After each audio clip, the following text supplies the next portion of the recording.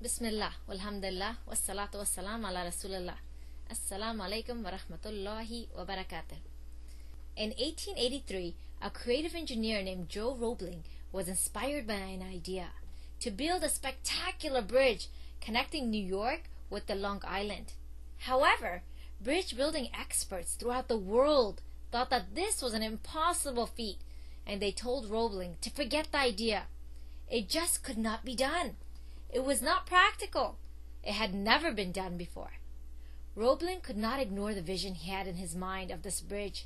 He thought about it all the time, and he knew deep in his heart that it could be done. He just had to share this dream with someone else.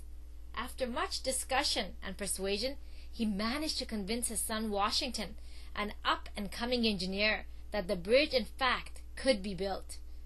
Working together for the first time, the father and son developed concepts of how it could be accomplished and how the obstacles could be overcome.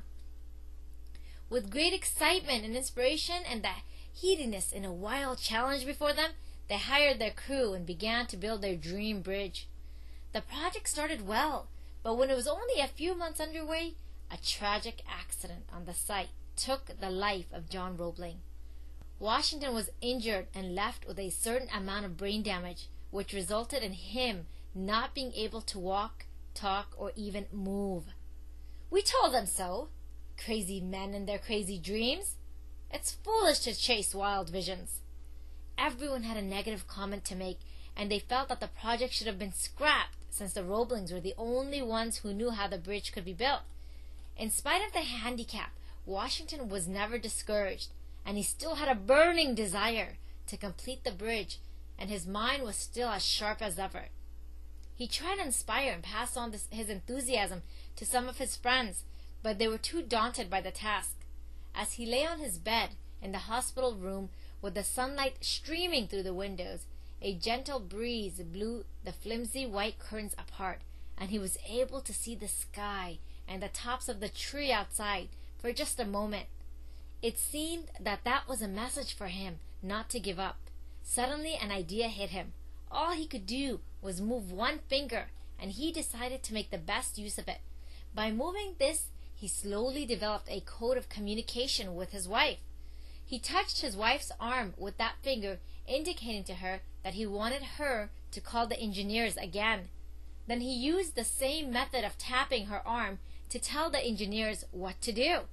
It seemed foolish, but the project was underway again.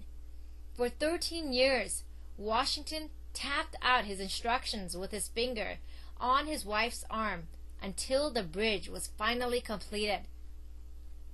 Today, the spectacular Brooklyn Bridge stands in all of its glory as a tribute to the triumph of one man's indomitable spirit and his determination not to be defeated by circumstances. It is also a tribute to the engineers and their teamwork, and to their faith in a man who is considered mad by half of the world. It also stands as a detangible monument to the love and devotion of a wife who for 13 years patiently decoded the messages of her husband and told the engineers what to do.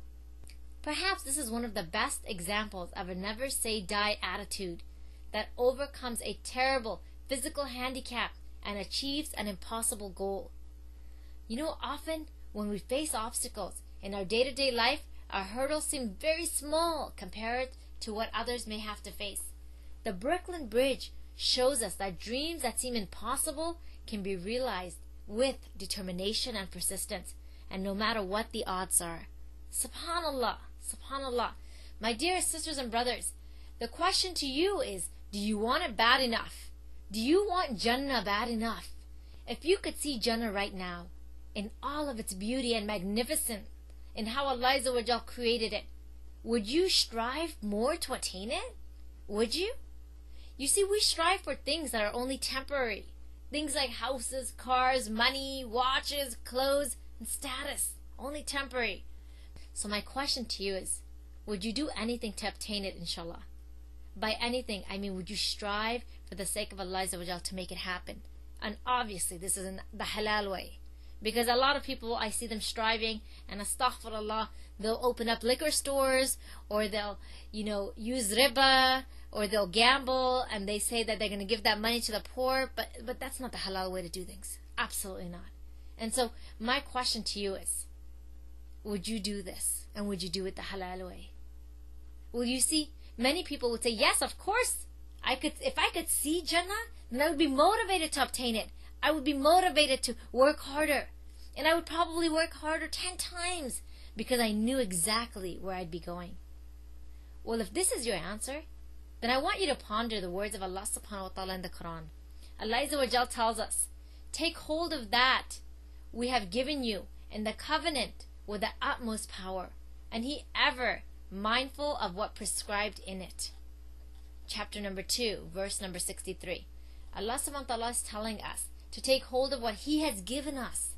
Take hold of our knowledge, skills, and youth, and be mindful on how we use it. Are we doing this? From the story above, you can imagine that Washington was very determined to getting that bridge completed. So he did anything he could to make sure it happened. Even if that meant basically communicating with his wife by the tap of his finger for 13 years. Subhanallah, glory be to Allah. Now it's our turn, sisters and brothers. Are you ready to achieve your destiny, inshallah? Are you ready to make the most out of your life no matter what obstacles you face?